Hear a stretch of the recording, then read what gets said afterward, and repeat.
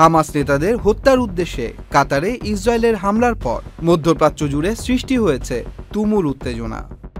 এই হামলা চোখ খুলে দিয়েছে মধ্যপ্রাচ্যের মুসলিম দেশগুলোর। ইসরায়েলের এই আগ্রাসনের মুখে আরব নেতারা এক হয়ে নিজেদের নিরাপত্তা ও আঞ্চলিক স্থিতিশীলতার জন্য সামরিক জোট গঠনের পথে এগুচ্ছেন, যার ধারাবাহিকতায় মাত্র 4 দিনের মাথায় দোহায় অনুষ্ঠিত হয় আরব লীগ ও ইসলামিক সহযোগিতা সংস্থা ওআইসির জরুরি সম্মেলন। সম্মেলনে সোমবার ইউরোপের ন্যাটোর মতো একটি সামরিক জোট গঠনের সিদ্ধান্ত গ্রহণ করা হয়। একই সঙ্গে প্রতিশ্রুতি দেওয়া হয় ইসরায়েলের বিরুদ্ধে সুনির্দিষ্ট পদক্ষেপ নেবার। কাতারের আমির Sheikh Tamim bin Hamad Al Thani বলেন, হত্যার হুমকি দিয়ে কোনো কার্যকর আলোচনা করা যায় না। ইসরায়েলের লক্ষ্য হল আরব অঞ্চলে প্রভাব বিস্তার করা।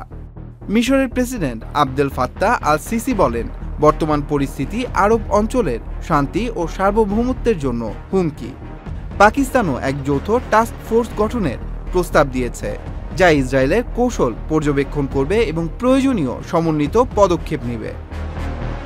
সৌদি যুবরাজ মোহাম্মদ বিন সালমান জানিয়েছেন, সম্মেলনে অংশ নেওয়া সব দেশ কাতারের পাশে রয়েছে।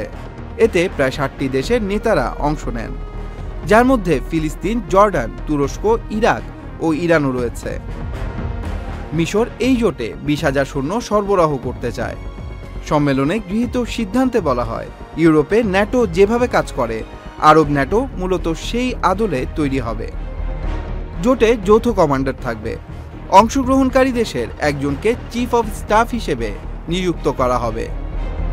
একটি পরিকল্পনা কাউন্সিল থাকবে, যা প্রশিক্ষণ ও অস্ত্র সরবরাহের বিষয়ে সমন্বয় করবে।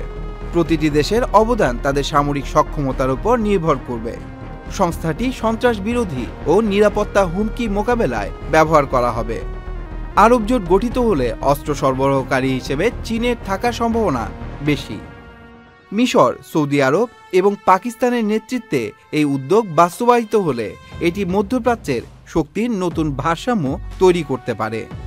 অস্ত্র সরবরাহ কেমন হবে এবং কাতারের মধ্যস্থতাকারী ভূমিকা কতটা বজায় থাকবে সেটি এখনও দেখার বিষয়। Tanmoy Mahmud, Channel I online. LME certified বিশ্বসেরা কপারে তৈরি ওয়ালটন কেবলস, যা আপনার স্থাপনাকে রাখবে সব সময় নিরাপদ।